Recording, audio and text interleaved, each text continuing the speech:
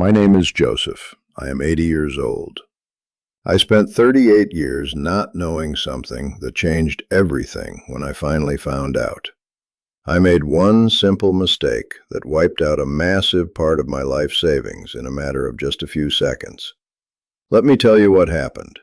I want to tell you this story because I do not want you to make the exact same mistake I made. Because of the actions I took on that specific day, my bank denied my fraud claim completely. They told me the money was gone forever and ever. They told me they were never going to credit my account back. I am out that money permanently. I lost it. It is a very hard thing for me to admit to you today, but I have to share this truth. I have to warn you so you can protect yourself. I worked as a librarian in the public library system for 38 years. My wife, Catherine, was a high school English teacher for 35 years. We never made massive salaries. We lived in a simple house, but we saved our money very carefully over the course of our lives. I started investing my money when I was just 24 years old. I put 15% of every single paycheck into my investment accounts before I bought anything else for myself. We drove older cars. We cooked almost all of our meals at home. We built our wealth very slowly, dollar by dollar, decade by decade. By the time I retired, we had accumulated a significant amount of money. We put our money into Charles Schwab. That was the custodian for our money. That was where we kept everything we had built over all those decades of hard, honest work. We felt safe. We felt secure. We felt like we had done everything right. We had just left on vacation. Catherine and I were at our lake house in the Adirondack Mountains. It was a beautiful, quiet afternoon. We were sitting on the porch together. We were just enjoying our retirement. We had earned this time. Then my mobile phone rang. It was sitting on the small table between our chairs. I looked down at the screen. The caller ID showed up as Charles Schwab. Honestly, I was a little bit annoyed. I was finally on my relaxing vacation. I looked at Catherine and shook my head. I told her it was the bank calling. We agreed we did not want to talk to Charles Schwab while we were on vacation. I decided to let it roll to voicemail. I put the phone down on the table. I tried to go back to enjoying the quiet afternoon with my wife, but just a few minutes later, the phone rang again. I looked at the screen a second time. It still said Charles Schwab. I ignored it again. I thought it was probably just a courtesy call from a representative. Maybe they wanted to talk about a new investment fund. Maybe they wanted to sell me a new financial service. I let it go to voicemail a second time. I thought that would definitely be the end of it. But then the call came through a third time. It happened right away. That was when the worry started to creep into my mind. 3 phone calls in a row from a bank is not a sales call. I looked at Catherine again. I said, okay, maybe we better pick up the phone. Maybe something is actually going on right now. I picked up the phone. I answered it. The person on the other line sounded extremely professional.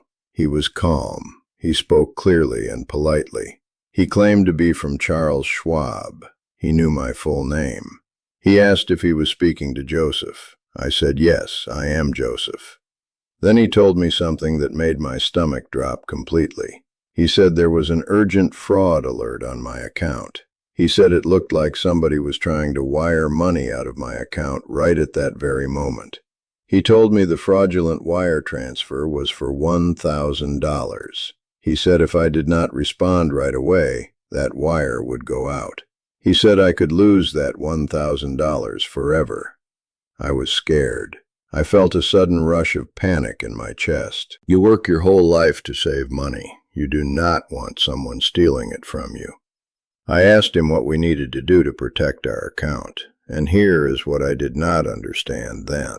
That intense sense of urgency is the main part of the trap. The caller ID showed up as Charles Schwab. I completely thought the call was from Charles Schwab. The person on the phone sounded totally legit. There was no hesitation in his voice at all. There was no background noise that sounded like a busy scam call center. He sounded exactly like a helpful bank employee who was trying to protect my money. I trusted him completely in that moment.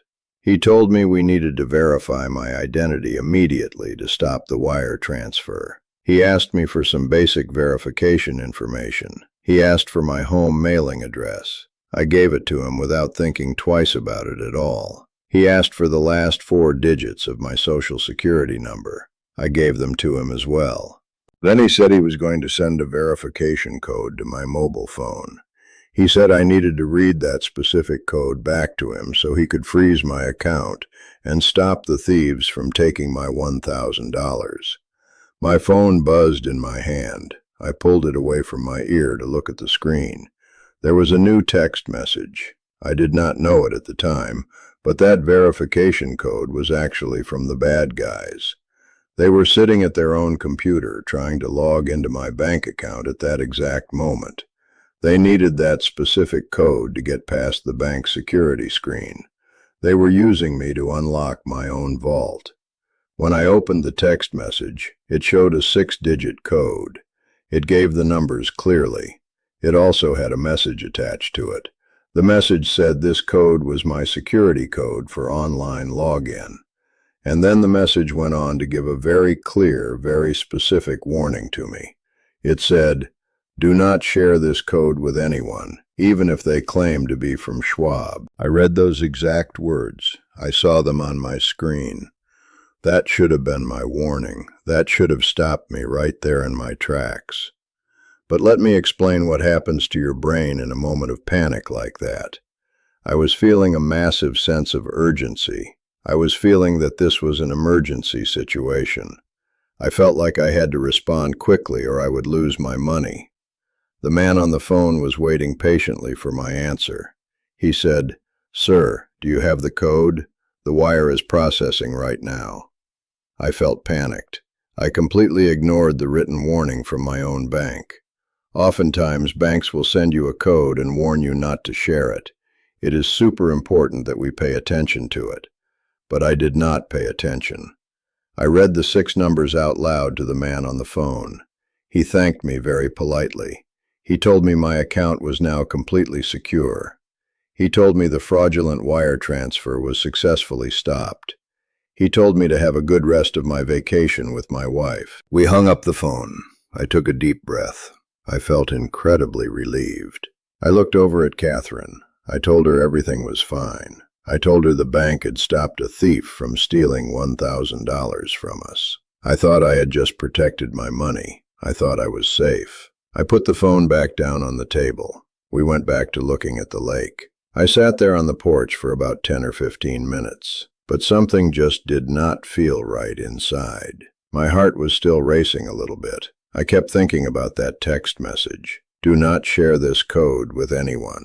I kept replaying the words in my mind. I decided I needed to be absolutely sure. I decided to call Charles Schwab myself just to double check. But I did not call the phone number that had just called me. I slowed down. I stood up and walked inside the house. I took my wallet out of my pocket. I pulled out my bank card. I looked at the back of the card to find the customer service number. I found the official customer service number printed right there.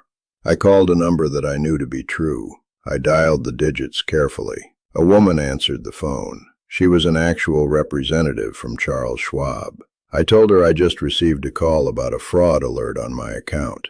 I told her I spoke to a man who stopped a wire transfer. I asked her if it was really from them. I asked her if my account was totally secure now. She asked for my account details. I gave them to her. She asked me to hold the line for a moment while she checked the system. I stood in my kitchen holding the phone. I waited. When she finally came back on the line, her tone was completely different. She told me there was no fraud alert for $1,000. She told me the bank had not called me at all today. Then she told me the most terrifying words I have ever heard in my life. She told me that my entire account balance had just been wired out. All of it. The massive part of the savings Catherine and I had built over years and years of hard work. It was gone. I felt sick to my stomach. I could not breathe for a second. I asked her to reverse it immediately. I asked her to stop the wire transfer right now. She told me she would put in a fraud claim. She said the bank would investigate the matter. I waited for days. I could barely sleep at night. I could barely eat. I felt entirely empty inside. I felt like a complete failure. I had worked for 38 years, only to hand my money over to a complete stranger. Then, I finally got the final decision from the bank. Charles Schwab denied the fraud case. They denied my claim completely and entirely. They told me that because I technically, unknowingly shared the authorization code with the scammers, I was responsible. I gave the thieves the keys to the front door of my account. Because of that specific action, the bank said they were not liable for the loss. They said they were not going to credit my account back this money. I lost it all. The life savings in that specific account were just gone forever. It is terrible. It is a very hard reality to accept. It can happen with any bank in the world. In my case, it happened to be a bank account at Charles Schwab. But it can happen at any bank you use. I spent weeks trying to fight the decision. I made phone calls. I wrote letters. I learned a lot of hard truths during that time. You know what surprised me most during my research? I learned exactly where the money actually goes after it leaves your account. I learned why the banks cannot simply reach out and pull your hard-earned money back to you. I learned that a lot of these horrible crimes take place overseas. The money I was scammed out of was sent electronically to another bank, and of course that money was cleared out right away by the thieves. So when Schwab tried to reverse that wire transfer, they could not do it. There were no funds available to pull back. The account was already empty. Many times these sophisticated scams are done in developing countries. They operate in countries which do not have agreements with the United States to prosecute crimes that take place in America. Our police cannot reach them. The money leaves our borders and it simply never comes back. I also learned something else that made me feel even worse about the whole situation. Unfortunately, many of the scammers themselves are victims too. The people that are calling you on the phone, in some cases, not all cases, but in some cases, they are victims of human trafficking as well. They are locked in rooms. They are forced to make these calls against their will. They are in a very bad situation too. So it is a lose-lose-lose situation for everyone. It is just such an awful feeling when you get scammed. You feel violated. You feel stupid. You feel completely helpless. Oftentimes, people do not report these crimes when they happen. They try to hide it from their families. The scammers rely entirely on us feeling embarrassed. They rely on us feeling ashamed of our own mistakes. I felt incredibly ashamed. I did not want to tell my children what I had done. I felt like I had failed my basic duty to protect our family finances. As we get older, the amount of money that we have in our bank accounts likely is going up. We spend decades saving it. And as we get older, we may not be as mentally acute as we were 20 or 30 years ago. Our reaction times are slower. We trust people more easily than we used to. We become more of a prey. We become a bigger payoff for these criminals. And maybe we become easier prey for these scammers. They know exactly what they are doing. They use our natural fear against us. They use our desire to protect our money against us. But I realized very quickly that I could not stay quiet about this. I had to speak up. I saw a news story recently about an ex-director of the Central Intelligence Agency. He is now in his late 70s or early 80s. He was the ex-director of the CIA. He was also the ex-director of the FBI. And he also fell victim to a scam just like this one. He went public with his story. He went on television and told everyone what happened to him. He did it because he wanted the public to know. He and his family wanted the public to know that even somebody like himself could be fooled. He was at the absolute highest level of national security. He was at the highest level of knowing about crimes like this. And even somebody like he can fall victim to a crime like this. So job number one is this. I do not want you to beat up on yourself if you do fall victim to it. Hopefully, if you fall victim to a scam, it does not cost you very much money. But unfortunately, these investment crimes are devastating. Crimes in the financial institution and the financial realm, according to the FBI, are some of the biggest losses per case of all the scams out there. People lose their entire life savings in seconds. We have to be super careful. It is super nice to have the mobile banking available to us. It is nice to have easier access to our bank accounts. We do not have to go into the physical bank anymore to do our deposits. We do not have to go in to do our withdrawals. But with that convenience also comes a heavy burden. We have a burden that we have to keep our accounts safer ourselves. We have to be super cautious about any information that we share with anybody over the phone. If you do a Google search on FBI Report Crime, you will find they have a specific crime reporting division. Hopefully you never get scammed. But if you do get scammed, you must let the FBI know. They need to know about these things to protect other people in the future. Treat it as a serious crime, because it is criminal. Think about how long and hard we work for our money. We trade our precious hours for dollars. We save and we sacrifice for our families. We have to protect it. So what do? How do we stop this from happening to us ever again? I have thought about this every single day since it happened. First, remember that this manufactured sense of urgency is always part of a scam. They will always tell you that you have to do something right away. They will always say you have to act urgently, or you will lose everything. The very first thing you must do is fight that inclination. You must fight the urge to panic. Second, just because somebody calls you on the phone does not mean you have to pick up the phone right then. In my case, I was on vacation. I told Catherine we did not want to talk to Charles Schwab. I should have stuck to that rule. What we need to do to protect ourselves, if there is this sense of urgency, is simply slow down. Take a deep breath. An extra hour is likely not going to make a meaningful difference to a real bank. Slow down your actions. Call a number that you know to be true. Do not call a number back that the person on the phone gives you. Call a number back that you need to be true, that you know for a fact to be true. Maybe it is on the back of your credit card. Maybe it is on the back of your ATM card. Maybe it is printed on a physical bank statement from your bank. Call that known number directly. Tell the representative on the line, "Hey, I just received a phone call. Was this from you?" And you know what? 9 times out of 10, as we know, it is probably not going to be from the actual bank. It is going to be a criminal trying to steal your life savings. Call a number that you know to be true. I want to encourage all of us to remember this rule. We all get scam calls, unfortunately. We all get scam emails in our inboxes. Think about it just like when a door-to-door salesman comes knocking door-to-door at your house. Just because somebody is knocking at your front door does not mean you have to answer it. I used to tell my daughters this exact same thing when they were younger. When they were 8 or 10 years old, sometimes we would leave them at home for an hour or 2 hours by themselves. We would tell them the rules very clearly before we left the house. We would tell them, just because somebody is knocking at the door does not mean you have to answer. In fact, when Mom and Dad aren't there, you should not answer the door at all. Fortunately, this was a long time ago for my kids, but the lesson remains exactly the same today. You should treat your telephone the exact same way you treat your front door. If somebody is not in your contacts list, let it go to voicemail.